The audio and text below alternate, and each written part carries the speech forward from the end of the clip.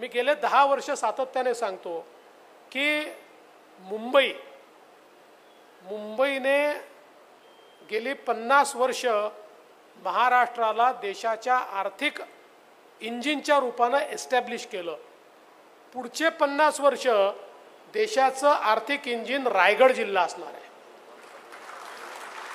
ज्या प्रकारे अटल सेतूमुळे मुंबईची कनेक्टिव्हिटी रायगड जिल्ह्याची झाली, त्यामुळे इथला समुद्र किनारा, इथलं बाकी जी काही इंडस्ट्रियल इकोसिस्टम आहे, या सगळ्या गोष्टीचा एकत्रित विचार केला तर सगळ्यात वेगानं विकसित होणारा जिल्हा हा रायगड जिल्हा आहे। आणि म्हणूनच कदाचित आमचे मुख्यमंत्री एकनाथराव शिंदेजींनी राज्याच्या उद्योग मंत्र्यांनाच रायगडचं पालकमंत्री केलं, कारण उद्योगाचं खरं मॅग्नेट हे रायगड जिल्हा होणार आहे।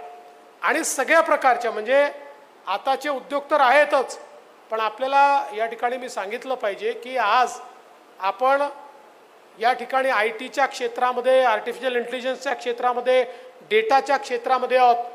देशाची जी डेटा सेंटर कॅपॅसिटी आहे त्याची 60% कॅपॅसिटी ही आपल्या रायगड आणि नवी मुंबई भागामध्ये तयार झालेली आहे।